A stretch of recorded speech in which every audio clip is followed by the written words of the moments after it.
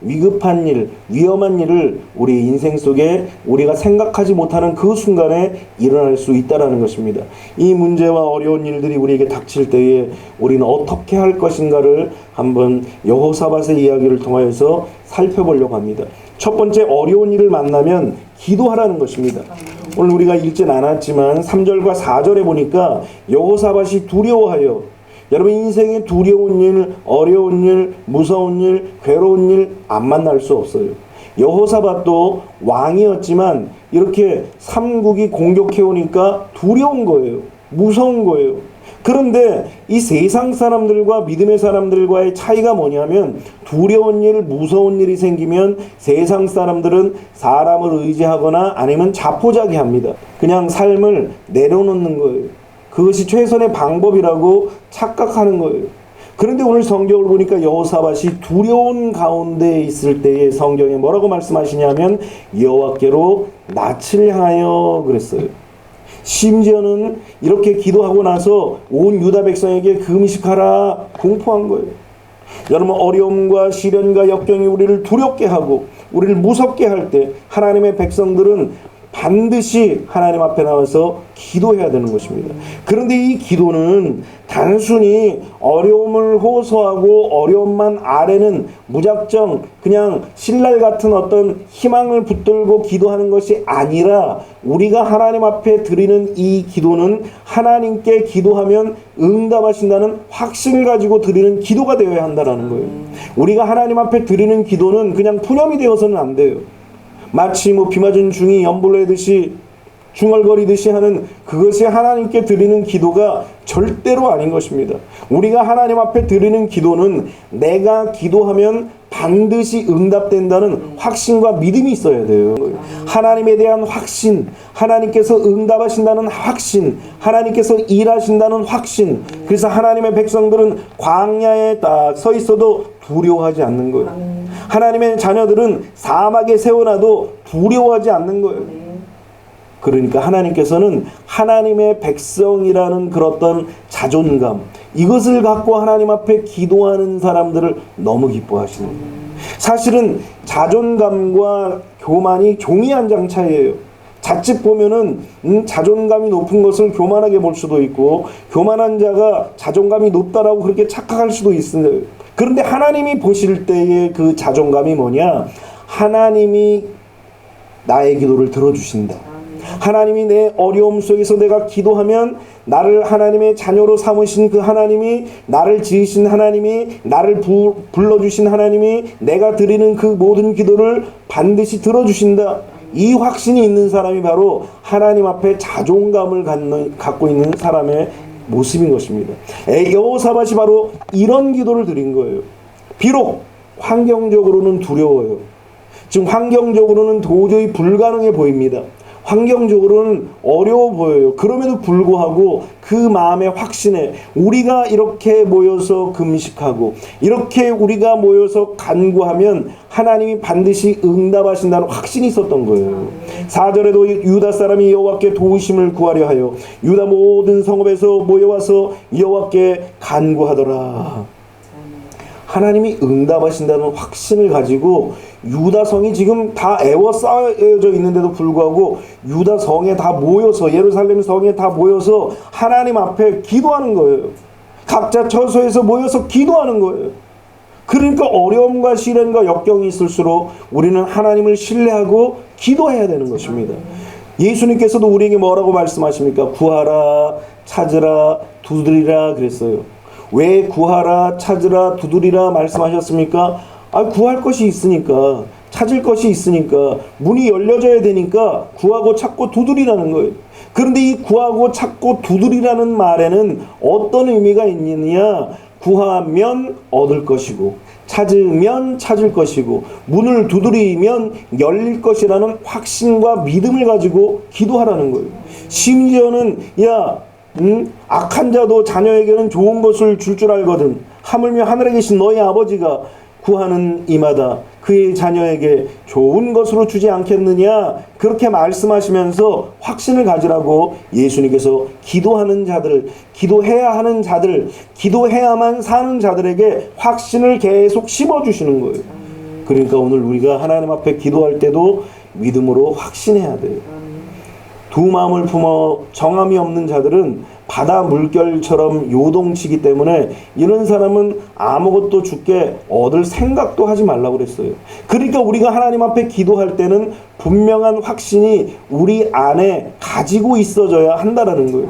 하나님이 내가 드리는 기도, 내가 드리는 그 간구, 내가 드리는 그 소원들을 하나님이 들어주신다는 확신과 믿음으로 오늘 여러분들이 기도하시기를 주님의 이름으로 축원합니다. 그러니까 9절에 뭐라고 또 고백합니까? 그들이 만일 재앙이나 난리나 견책이나 전염병이나 기근이 우리에게 임하면 주의 이름이 이 성전에 있으니 우리가 이 성전 앞과 주 앞에 서서 이 환난 가운데서 주께 부르짖은즉 들으시고 구원하시리라 하였나이다. 하나님이 약속했다라는 거예요. 하나님께서 솔로몬에게 약속하신 것이 있습니다. 이 전에서 너희가 손을 들고 하나님 앞에 기도하면 내가 다 들어줄게. 심지어 너희들이 하나님 앞에 범죄하여서 떠나서 대적에게 패망하고 고난이 오고 시련이 오고 전염병이 닥치고 전쟁이 닥치고 그래서 가난과 질병과 저주가 끊임없이 이 성에 가득할지라도 내 이름으로 일컫는 내 백성이 하나님의 이름을 구하고 하나님의 얼굴을 구하고 주의 이름을 부르고 하늘의 하나님 앞에 모든 죄를 다 고백하면서 기도하면 내가 너희의 기도를 들으시고 그리고 그 땅을 고칠 것이라고 하나님께서는 약속하신 거예요. 그러니까 하나님께서 주신 그 약속의 말씀을 딱 붙잡고 이 여호사밧이 하나님 앞에 함께 기도하자고 수많은 백성들을 권면하고 심지어는 하나님 앞에서도 하나님 그렇게 말씀하셨죠. 하나님 말씀하셨기 때문에 그 말씀이 이루어질 것을 우리가 믿습니다. 확신을 갖습니다. 이런 모습으로 하나님 앞에 여호사밧이 기도했다라는 거예요. 오늘 여러분들도 하나님 앞에 기도할 때 이런 확신을 갖고 기도하시기를 주님의 이름으로 축원합니다. 두 번째는 하나님만을 높이라는 거예요. 6절에 보니까 이르되 우리 조상들의 하나님 여호와여 주는 하늘에서 하나님이 아니시나이까 이방 사람들의 모든 나라를 다스리지 아니하시나이까 주의 손에 권세와 능력이 있사오니 능히 주와 맞설 사람이 없나이다. 여러분 이방인들의 특징이 뭐냐면 하나님을 인정을 안 하는 거예요. 이게 바로 그들의 가장 큰 약점이에요. 아무리 수가 많든 아무리 강하든 아무리 물자가 많든 아무리 강한 무기를 가지고 있든 그것과 상관없이 그들의 최고의 약점이 뭐냐면 하나님을 인정하지 않는다라는 거예요. 전쟁은 전쟁이고 삶은 삶이고 신앙은 신앙이고 하나님을 인정하지 않는 거예요. 우리의 인생의 생사화 복을 하나님이 주관하시는데 이 믿지 않는 대적들은 하나님이 생사화 복을 주관하신다는 사실을 인정하지 않는다라는 거예요. 이게 그들의 약점인 것을 알고 우리는 어떻게 해야 됩니까? 끊임없이 주님의 이름을 높이는 거예요. 하나님, 이방인들은 이렇게 하나님을 업수인 여깁니다. 하나님, 이방인들은 이렇게 하나님을 인정하지 않습니다. 하나님, 믿지 않는 자들은 이렇게 하나님을 모욕합니다. 그러나 나는 하나님을 높입니다. 하나님의 이름을 찬양합니다. 하나님을 경배합니다. 하나님을 예배합니다. 하나님께서 누구를 찾는다고 그랬어요? 예배하는 자를 찾는다고 그랬습니다. 그래서 이 예배하는 자가 되어야만 하나님이 찾으시고 하나님이 부르시고 하나님이 만나주시는 거예요. 오늘 여호사밧은 이 어려움과 시련과 역경이 다가왔을 때 오직 하나님의 이름을 높여드리는 거예요. 그러니까 우리의 찬양과 우리의 찬사, 우리의 찬송 이것은 오직 하나님께만 올려드려야 한다는 것입니다. 여러분 여리고성 싸움에서도 참 놀라운 것은 하나님께서 제사장들이 양각나팔을 들라고 그랬어요. 여러분 양각나팔이 뭐냐 하면은 하나님 앞에 제사를 드릴 때 또 절기를 선포할 때 양각으로 만든 양뿔로 만든 나팔을 붑니다. 그러니까 이 양각나팔은 언제 쓰는 거냐면 하나님 앞에 제사 드리고 절기를 지키고 예배를 올려드릴 때 사용하는 나팔이 양각나팔이에요. 그런데 성경을 보니까 이 전쟁통에 지금 양각나팔을 불라는 거예요. 전쟁 때는 그 양각나팔이 아니라 철로 만든 나팔을 부른 거예요. 그래서 그 철로 만든 나팔을 불면서 전쟁의 그 이제 진격의 소리로 듣고 전쟁에 함께 모이기도 하고 싸우기도 하는 거예요. 근데 하나님께서 양각 나팔을 준비하게 하셔서 그 여리고성을 돌게 하시는 거예요. 양각 나팔을 부르면서. 이게 뭘 뜻합니까? 하나님 앞에 경배하고 찬양하고 예배한다라는 거예요. 그리고 심지어는 그들이 이제 무장한 군사들이 앞장을 섰지만 다른 백성들은 무장하지 않았어요. 오히려 그 무장한 군사들은 뭘 지키려고 무장을 했느냐? 여호와의 법궤를 지키려고 무장한 거예요. 그러니까 그들이 전쟁하러 온 것이 아니라 단순히 적들이 이들을 볼 때는 이들이 제사를 드리나? 이들이 무슨 의식을 행하나? 무슨 의례를 행하나? 뭐 이런 착각을 할 정도로 이 여리고성 앞에서는 전쟁의 준비가 전혀 되지 않았습니다.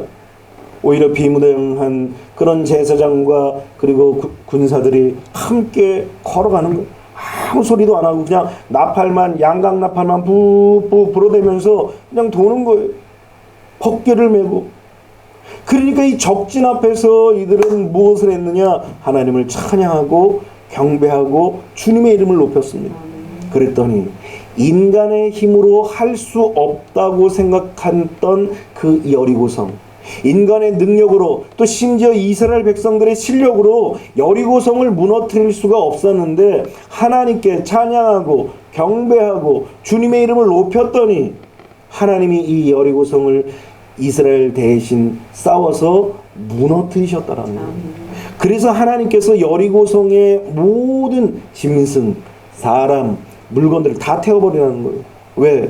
이것은 하나님께서 친히 싸우셨지 너희들이 싸운 것이 아니다. 하나님께 영광과 찬양과 경배를 드리라고 여리고성을 완전히 다 불을 태워버리라는 거예요. 하나님 앞에 올려드리라는 거예요. 번제가 되어서 올려드리라는 거예요.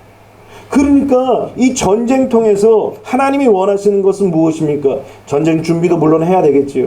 마음의 준비도 해야 되겠지요. 그러나 가장 중요한 것은 여호와의 이름, 하나님의 이름을 높이고 찬양하는 것. 그것이 가장 중요한 준비라는 것입니다. 그래서 우리는 이제 어려움과 시련과 역경이 다가올 때 하나님의 백성의 특권이자 무기인 뭘 써야 돼요? 찬양과 경배와 영광을 돌리는 거예요. 믿음이 있는 자들은 어려움이 오면 어떻게 해요? 그래도 찬양하는 거예요. 시련이 오면 어떻게 해요? 그래도 찬양하는 거예요. 마음에 절망이 오면 어떻게 해요? 그래도 찬양하는 거예요. 왜? 하나님의 이름을 높이면 하나님이 그 자리에서 그냥 하나님의 이름을 높이는 자들을 그냥 두지 않으신다라는 거예요. 이스라엘이 하나님 앞에 찬양 드릴 때마다 하나님께서는 일하시고 역사하시고 찬양 부른 자들을 멸시하지 아니하시고 다시 높이 세우시기 때문에 어려움과 시련과 역경이 닥쳐올 때마다 하나님을 찬양하고 경배하는 거예요.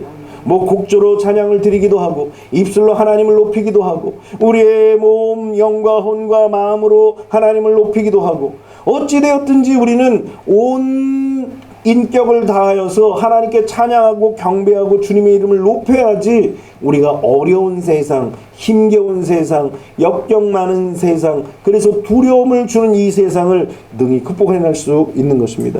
여러분, 다윗과 골리앗이 싸울 때에도 골리앗이 그렇게 다윗을 보면서 조롱합니다.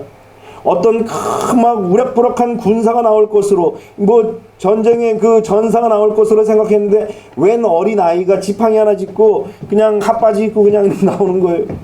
생각해 보세요. 중무장한 골리앗이 어떤 대단한 전사가 이스라엘에 있나 딱 이렇게 쳐다보고 기다리고 있는데 고장 나온 아이가 핫바지 입고선 그냥 막대기 하나 짚어짚고 이러고 나오는 거예요. 그러니까 이 골리앗이 자기의 신의 이름으로 다윗을 엄청나게 저주하는 거예요. 소리를 고래고래 지르면서 이 저주를 퍼붓는데 이 아이가 눈 하나 깜짝 안 하는 거예요. 그런데 이 다윗은 꿈쩍도 하지 않는 거예요. 오히려 성경을 보니까 뭐라고 고백하느냐? 다윗이 블레셋 사람에게 이르되 너는 칼과 창과 단창으로 내게 나아오거니와 나는 만군의 여호와의 이름 곧 내가 모욕하는 이스라엘 군대의 하나님의 이름으로 내게 나아가노라. 이야, 지금 누구의 이름을 높인 거예요? 하나님의 이름을 높인 거예요.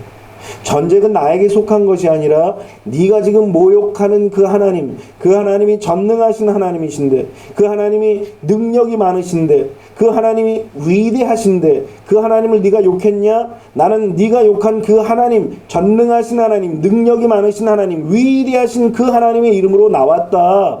그러면서 오늘 여호와께서 너를 내 손에 넘기시리니. 그래서 굉장히 중요한 고백인 거예요.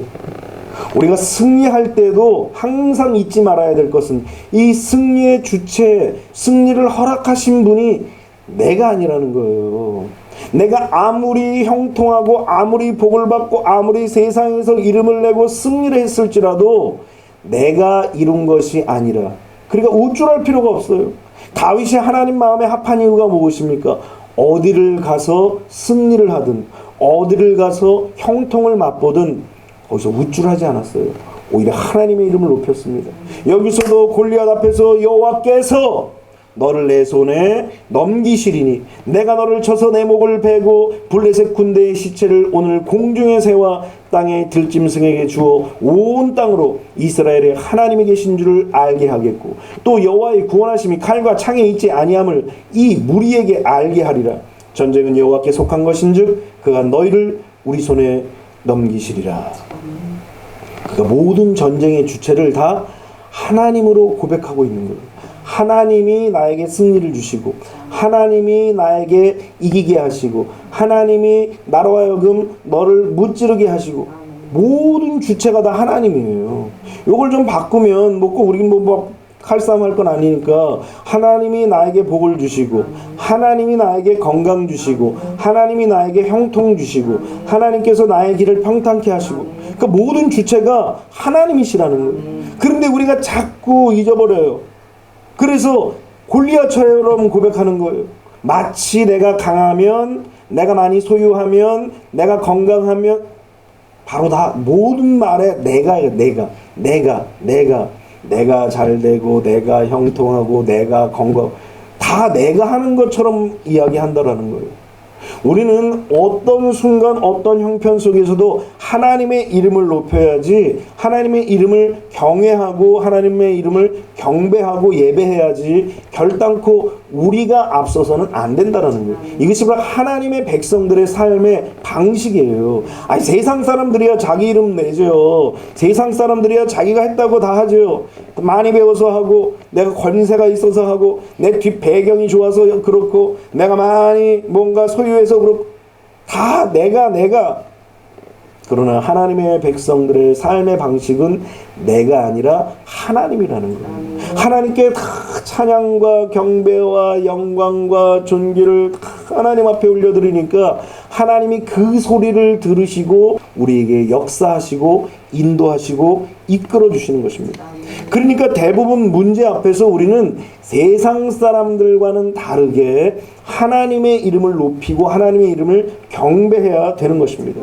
왜냐하면 문제 해결은 바로 문제와 우리와 싸우는 것인데 우리는 그 문제를 해결할 수가 없어요. 골리앗이라는 문제, 또 이런 모압과 또 뭐 암몬과 마온 자손처럼 이 세 부족들이 함께 연합하여서 공격하는 그런 엄청난 대적들의 공격이기 때문에 우리 힘으로 절대로 이길 수가 없는 거예요. 이때 우리는 하나님을 높이고 하나님을 찬양하면 하나님께서 대신 싸워주시는 거예요. 왜 그런 말이 있죠? 뭐 지저분하지만 손 안 대고 코 푼다는 얘기 있죠? 우리는 하나님께 찬양하고 경배하고 주님의 이름을 높여드리면 우리 하나님은 반드시 그 하나님의 이름을 높이는 자들을 위해서 대신 싸우시는 거예요. 여러분 빌립보 감옥에서도 바울과 실라 보십시오. 매를 맞고 얼마나 힘들어요. 정말 이 매를 맞는다는 것이 얼마나 힘든 건지 몰라요. 등허리에 채찍에 맞는다는 것이 사람들이 너무나 고통스럽고 아프다라는 거예요. 기록에 보면은 매를 맞다가 죽는 사람이 있대요. 왜 매를 맞다가 죽느냐? 심장마비로 죽는데요. 아파가지고. 너무 아파가지고 심장마비로 죽기도 한다라는 거예요. 그만큼 매를 맞는 것이 모욕적이기도 하고 고통스럽기도 하고 아프기도 하고 처참한 느낌을 갖기도 하는 거예요. 그렇게 매를 맞고 지하 감옥에 내동정이 쳤으면은 그야말로 우리 입술에서 아이고 이게 사는 건가? 이게 맞는 건가? 아마 자괴감을 갖고 다시 한번 생각할 거예요. 이 신앙생활이 이렇게 하는 게 맞는 거야, 지금? 복음을 증거하는 게 이게 맞는 거야? 그러면서 스스로에게 질문할지도 몰라요. 그런데 바울은 신라와 함께 그런 고민을 하지 않았어요. 오히려 이 자리에 매맞은 자리, 감옥의 자리, 그래서 칠흑같이 어둡고 캄캄한 방과 같은 이 자리에 보내주신 그 하나님을 오히려 찬미했던 거예요. 하나님이 그 찬미의 소리, 찬송의 소리를 들으시고 감동받으시고, 그러니까 하나님의 기적은 한순간이에요. 한순간. 지금 하나님이 뭘 원하시느냐, 지금 나에게 이 시간에, 지금 이때에 어떤 상황이 이렇게 펼쳐졌을 때에 지금 이 상황에서 하나님이 나에게 원하시는 것이 뭘까? 이거 빨리 체크해. 빨리 잡아야지 하나님의 축복이 우리의 삶 속에 빨리 다가오는 거예요. 바울과 실라 보십시오. 이 환난과 칠흑같이 어두운 시간에 지금 고통에 신음하는 그런 시간입니다. 그런데 바울과 실라가 지금 해야 될 것이 무엇인가를 딱 깨달은 거예요. 만일 그들의 영혼이 잠자고 있었더라면 그저 상처나 낫기를 바라고, 그저 매맞은 곳이나 그냥 아픈 곳이나 덜 아프기를 바란다면 여전히 이게 뭐 아픈 것이 뭐 가십니까? 그런데 하나님 앞에 오히려 그런 상황에 지금은 찬양할 때다, 지금 찬미를 드릴 때다, 지금은 찬송을 드릴 때다, 하나님께 영광을 드릴 때다, 지금은 주를 위해서 더 매진하고 달려갈 때다. 이 사실을 딱 깨닫고 그 감옥 속에서 찬양하고 경배하고 영광을 올려드린 거예요. 그러니까 지금 어느 때인지를 딱 깨닫고 하나님 앞에 찬양하고 경배하고 주님의 이름을 높였던 바울과 실라는 옥문이 열리는 놀라운 기적을 경험했던 것입니다. 여호사밧이 바로 그런 기회를 딱 잡은 거예요. 하나님의 축복도 마찬가지예요. 지금 내가 무엇을 고백해야 되고 지금 내가 무엇을 선택하느냐에 따라서 놀라운 축복을 받기도 하고 받으려고 했던 그 축복도 미뤄지기도 하는 거예요. 여러분, 야곱과 에서를 보십시오. 야곱은 지금 어느 때인지, 지금 뭘 할 때인지를 너무나 비상하게 잘하는 거예요. 그러니까 그때 하나님이 뭘 보시는지를 어떻게 그렇게 체크해서 잘 알았는지 참 놀라운 거예요. 하나님께서 무엇을 보십니까? 장자의 축복을 사모하는 자들을 보시는 거예요. 그런데 그 순간 하나님이 그것을 보시는데 이 야곱이 에서 앞에서 맛있는 팥죽, 그냥 단팥죽을 막 끓이는 거예요. 포글포글 막 끓이는 거예요. 그러니까 막 땀이 범벅이 돼서 힘겹게 그냥 허기져서 달려온 이 에서가 사냥감을 가지고, 그러고선 아버지에게 아버지 오늘 이렇게 사냥을 해왔습니다 라고 하기도 전에 벌써 야곱의 장막에 딱 들어와서 팥죽 달라고 그러는 거예요. 그때 야곱은 장자의 축복을 나에게 달라. 하나님은 그걸 보시는 거예요. 뭘 중요하게 생각하느냐, 장자의 축복을 더 중요하게 생각하느냐, 아니면 한순간 먹어서 없애는 이 단팥죽을 중요하게 생각하느냐, 요것을 보신다라는 거예요. 그러니까 믿음의 사람들은 지금 어떤 상황이 딱 생기면 하나님이 과연 나에게 무엇을 원하실까, 하나님이 지금 나에게 무엇을 테스트하시는가, 하나님께서 나를 지금 어떤 걸 보기를 원하시는, 요거를 빨리 생각할 줄 알아야 돼요. 그래서 하나님의 말씀을 계속 듣는 거예요. 이런 지혜가 어디서 와요? 하나님의 말씀을 끊임없이 들을 때에 성령께서 말씀을 통해서 그 말씀을 생각나게 하시는 거예요. 그래서 취사 선택하는 거예요. 이걸 선택하는 거예요. 하나님이 기뻐하시는 것을 선택하는 거예요. 하나님의 말씀이 들려지지 않으면 하와 같이 선택하게 되는 거예요. 그러나 하나님의 말씀을 다 기억하는 사람들은 하나님이 무엇을 기뻐하시는지를 알고 그것을 선택하는 거예요. 여호사밧 보십시오. 이전에 하나님 이렇게 하신다고 하지 않았습니까? 이전에 하나님 이렇게 하지 않았습니까? 하나님 주님의 이름을 높입니다. 우리에게도 그런 일이 나타나게 해주옵소서. 그러면서 하나님의 이름을 끊임없이 높이는 거예요. 그런데 하나님이 그 찬양 소리, 그 경배 소리, 그 영광 돌리는 소리, 그 하나님의 이름을 높이는 소리를 다 듣고 계신 거예요. 오늘 여러분들이 하나님의 놀라운 기적과 축복을 경험하게 되시기를 주님의 이름으로 축원합니다. 마지막 세 번째로 우리는 이 어려움과 시련 속에 어떻게 해야 됩니까? 주만 바라봐야 한다라는 것입니다. 역대하 20장 12절에 우리 하나님이여 그들을 징벌하지 아니하시나이까 우리를 치러 오는 이 큰 무리를 우리가 대적할 능력이 없고 어떻게 할 줄도 알지 못하옵고 오직 주만 바라모나이다. 여러분, 우리는 시련과 역경이 오면은 어떻게 할지 알지 못하고 허둥댈 수밖에 없어요. 그래서 허둥대는 상황 속에서 선택하면 실수가 많은 거예요. 허둥대다가 어떻게 할지 모르고 그리고 방황하다가 그만 실수하고 실책해요. 그래서 어려움이 오면은 외부에서 우리가 이제 대적으로 인하여서 넘어지는 것이 아니라 우리 자체적으로 그냥 자중질환이 일어나서 스스로 자멸하는 거예요. 그런데 이 여호사밧은 어떻게 합니까? 그들을 징벌하지 아니하시나이까 우리를 치러오는 이 큰 무리를 우리가 대적할 능력이 없고 하나님 앞에 진정으로 고백하는 거예요. 맞습니다, 주님. 우린 능력이 없습니다. 연약합니다. 나약합니다. 두렵습니다. 여전히 내 마음이, 우리의 마음이 힘듭니다. 그러나 그런 가운데서 우리가 할 수 있는 오직 한 가지, 바로 주님만 바라봅니다 라고 고백하더라는 것입니다. 여러분, 육신의 사람과 믿음의 사람의 차이가 뭐예요? 무엇을 바라보느냐, 이것이 바로 믿음의 사람과 불신의 사람의 차이라는 것입니다. 여러분, 갈렙과 여호수아 보십시오.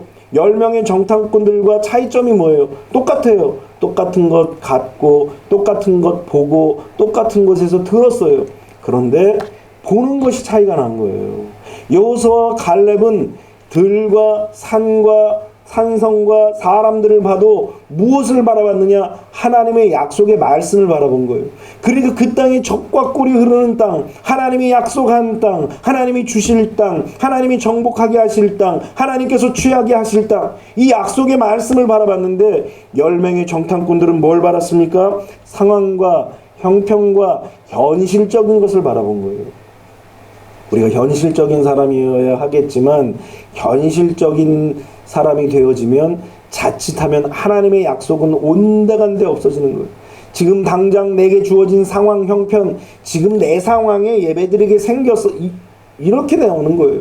지금 내 상황에 지금 약속의 말씀 붙들게 생겼어. 지금 내 환경에 지금 기도하게 생겼어. 팔자 좋게 하나님께 찬양 드리기나 하겠어. 이런 얘기를 하더라는 거예요. 그러니까 너무 현실적이 되면 지금 상황과 형편과 환경을 바라보게 된다는 거예요.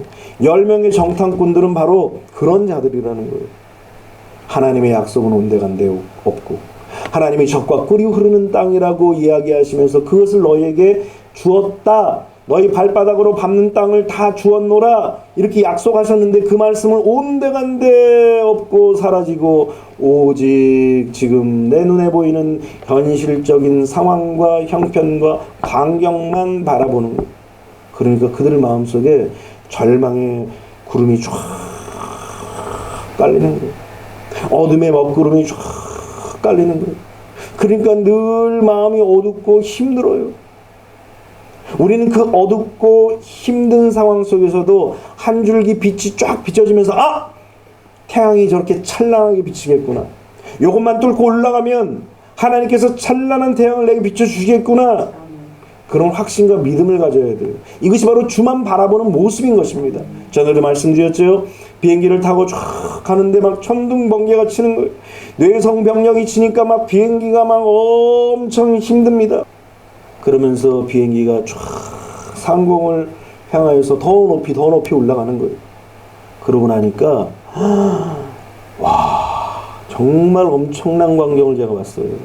그 운해라고 그러잖아요. 구름바다가 쫙 펼쳐져 있는데 그 벼락과 천둥이 밑에서 난리가 나도 그 위는 그 찬란한 태양으로 말미암아 이걸 내리지 않으면 결단코 견딜 수 없는 그 태양빛이 쫙 비춰지는 거예요. 그래서 하나님의 사람들은 지금 엄청난 그런 뇌성병력을 바라보면서 절망하면서 또 내려갈 거냐, 아니면 그것을 뚫고 올라가서 찬란한 하나님의 영광의 빛을 바라볼 거냐, 그 차이라는 거예요. 그래서 무엇을 보느냐에 따라서 이 사람이 믿음의 사람이 될 수도 있고 또 불신의 사람, 육신의 사람이 될 수도 있더라는 것입니다. 아브라함과 롯도 마찬가지 아닙니까? 이 아브라함인 무엇을 바라봅니까? 늘 어디를 가든지 주님이 주신 약속의 말씀을 바라본 거예요. 반면에 롯은 무엇을 생각했습니까? 무엇을 바라봤습니까? 물질의 풍요를 바라보고 그것을 생각하면서 그것을 쫓아간 거예요. 그러니까 결국 하나님의 말씀을 쫓아갔던 여호수아와 갈렙, 아브라함 또는 야곱 이런 사람들은 말씀을 바라보면서 말씀대로 이루어졌지만 반면에 육신의 것, 환경, 현실적인 것, 나의 상황과 형편, 세상의 물질 이런 것들을 바라본 사람은 결국은 세상이 무너질 때, 환경이 연약할 때 그렇게 무너지고 연약한 환경에 따라서 같이 멸망하는 거예요. 같이 힘겨워지는 거예요. 그렇기 때문에 우리는 무엇을 바라보느냐가 바로 인생의 승패가 달려있던 것입니다. 여호사밧은 지금 하나님을 바라보고 하나님께 초점을 딱 맞춘 거예요. 인생의 승리는 초점에 달려 있어요. 내가 무엇에 초점을 맞추고 무엇에 집중하느냐, 거기에 우리의 인생의 승패가 달려 있는 것입니다. 여러분, 모든 경기가 다 점의 싸움이에요. 바둑도 어느 점에다가 놓느냐에 따라서 승리할 수도 있고 패할 수도 있는 거예요. 야구도 마찬가지예요. 점의 싸움이에요. 요 방망이로, 길다란 방망이로 저 날라오는 점을 어떻게 맞추느냐에 따라서 홈런이 될 수도 있고 그냥 스윙, 삼진아웃 될 수도 있는 거예요. 유도도 마찬가지예요. 힘을 딱 주고 있는 상대방에게 어디를 탁 쳐서 넘어뜨리느냐, 그게 관건이라는 것입니다. 돋보기를 보십시오. 태양과 이 돋보기가 뭔가 초점이 딱 맞으면은 돋보기도 불을 낼 수 있는 거예요. 그러니까 인생의 승패는 다 초점에 맞춰져 있어야 한다는 거예요. 우리 신앙도 마찬가지입니다. 무엇에 초점을 맞춰야 되느냐? 하나님께 초점을 맞춰야 되는 거예요. 우리 신앙 속에서 하나님께 초점을 맞춘다는 것은 무슨 말이냐면 십자가에 초점을 맞추는 거예요. 위대한 계획을 세우신 그 십자가를 바라보는 것, 이것이 바로 우리가 세상을 승리할 그런 위대한 초점이라는 거예요. 왜냐하면 성경은 십자가에서 완벽한 승리를 이루시고, 십자가에서 하나님과 인간의 관계가 회복되고, 십자가에서 사람과 사람의 관계가 회복되고, 십자가에서 나의 삶 속에 가난과 질병과 저주와 죽음의 문제가 십자가에서 해결된 거예요. 그래서 성경은 끊임없이 십자가가 바로 화목했다라고 우리에게 말씀하시면서 십자가에 집중하라는 거예요. 우리가 인생을 살아가면서 우리 신앙생활을 하면서 우리가 집중해야 될 것은 바로 이 십자가라는 거예요. 이 십자가를 통하여서 하나님은 이 세상에 우리를 사랑하셨다는 증거를 남기신 거예요. 그러므로 오늘 여러분들도 이 십자가를 바라보고 이 십자가를 의지하고 이 험한 십자가를 붙들고 이 세상을 끝까지 승리해 나가시기를 주님의 이름으로 축원합니다. 이렇게 십자가를 바라보고 하나님께 집중한 인생은 흔들리지 않는 거예요. 그런데 우리가 하나님을 바라보고 십자가를 의지할 때에 사탄 마귀가 가만둡니까? 그냥 안 둬요. 끊임없이 우리를 건드는 거예요. 끊임없이 우리를 뒤흔드는 거예요. 이 십자가를 붙잡고 있는 이 손을 놓치도록 끊임없이 뒤흔드는 거예요. 그래서 이 십자가를 놓고 세상을 붙잡도록, 물질을 붙잡도록, 사람을 붙잡도록, 환경을 붙잡도록 자꾸 이 사탄 마귀가 흔드는 거예요. 하와도 거기에 흔들려서 넘어져가지고 그만 선악과를 덥석 잡은 거예요. 심지어는 예수님께서 이 세상에 오셔서 기도하실 때, 공생애를 시작하실 때, 기도하실 때 사탄 마귀가 무너뜨리기 위해서 육신의 정욕, 안목의 정욕, 이 세상의 자랑을 가지고 예수님도 막 흔드는 거예요. 예수님이 이기셨기 때문에 우리도 이길 수 있다는 거예요.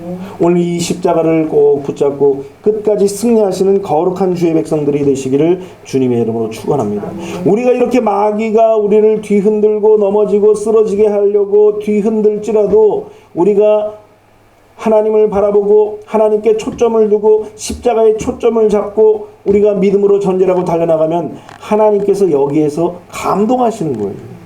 하나님이 감동하시면 하나님이 그때로부터 시작하여서 친히 싸우시는 거예요. 15절에도 야하시엘이 이르되 온 유다와 예루살렘 주민과 여호사밧 왕이여 들을지어다. 여호와께서 이같이 너희에게 말씀하시기를 너희는 이 큰 무리로 말미암아 두려워하거나 놀라지 말라. 이 전쟁은 너희에게 속한 것이 아니요 하나님께 속한 것이니라 그랬어요. 우리가 싸우는 모든 싸움은 우리의 싸움이 아니라는 거예요. 이건 내가 싸워야 돼 라고 말하는 순간 우리는 패합니다. 그런데 이 싸움은 나의 싸움이 아니라 하나님이 대신 싸워주는 싸움이라고 믿음으로 고백하는 주의 백성들에게 하나님은 진짜 그 영혼을 위해서 대신 싸워주신다는 것입니다. 그래서 하나님의 놀라운 기적을 이루는 사람들은 이렇게 삼박자가 척척 맞아요. 기도하고 찬양하고 또 하나님만을 바라보는 거예요. 이렇게 삼박자가 척척 맞아 들어가야 돼요. 하나님의 놀라운 역사도 타이밍이 중요한 거예요. 기도해야 될 때 기도하고 하나님의 이름을 높여야 될 때 높이고 주님을 바라봐야 될 때 주님을 바라보는 그 백성들에게 하나님께서는 이렇게 놀라운 축복을 베풀어 주시는 것입니다. 마치 우리가 지켜야 할 에티켓은 초등학교 교과서에 다 나와 있대잖아요. 마찬가지로 신앙도 마찬가지로 기도하고 찬양하고 주님 바라보는 거 얼마나 기본적인 거예요. 하나님의 기적은 우리가 대단한 것을 뭘 해서 기적이 일어나는 것이 아니에요. 기도할 때, 어려운 상황에 기도할 때, 하나님을 의지해야 될 상황에 기도할 때, 하나님의 이름을 찬양하고 경배해야 될 그때가 어느 때인지는 아무도 몰라요. 그런데 성령께서 다 깨닫게 하셔요. 야, 지금은 기도할 때다. 야, 지금은 주님의 이름을 높일 때다. 야, 지금은 주님을 위해서 헌신할 때다. 지금은 주님을 바라볼 때다. 성령께서 우리에게 뭔가 느낌을 주십니다. 그때 그것을 딱 선택하면 삼박자가 척척 맞아서 하나님의 기적과 하나님의 축복의 역사가 나타나는 것입니다. 그러니까 신앙의 기본적인 것을 지키면 하나님의 기적의 역사가 나타나는 거예요. 기본적인 것만 제대로 지켜도 하나님의 놀라운 은혜와 축복과 은총과 기적이 우리의 것이 될 수 있다는 것입니다. 오늘 22절과 23절에 뭐라고 말씀하십니까? 그 노래와 찬송이 시작될 때에 여호와께서 복병을 두어 유다를 치러 온 암몬 자손과 모압 자손과 세일산 주민들을 치게 하심으로 그들이 패하였으니 곧 암몬과 모압 자손이 일어나 세일산 주민들을 쳐서 진멸하고 세일 주민들을 멸한 후에는 그들이 서로 쳐 죽였더라. 유다 백성들은 그야말로 진짜 손 안 대고 코 풀었어요. 그냥 하나님께 찬양 드리고 영광 돌렸더니 지들끼리 싸우는 거예요. 그냥 이제는 같이 서로 그냥 저 유다를 멸망시키자고 그렇게 의기가 투합돼 가지고 그렇게 공격하더니 어느 순간 하나님께서 눈을 딱 어둡게 하시니까 서로가 서로를 막 죽이는 거예요. 여러분, 하나님의 기적은 이렇게 신앙의 기본만을 가지고도 우리가 맛볼 수 있는 거예요. 하나님이 원하시는 그때 기도하고 하나님이 원하실 때 주를 위해서 찬양하고 하나님이 원하실 때 주만 바라보면 하나님은 그 하나님의 사람들을 도와주시고 축복하시고 기적의 주인공이 되시게 하시는 것입니다. 오늘 여러분들이 다 이런 주인공들이 되시기를 주님의 이름으로 축원합니다.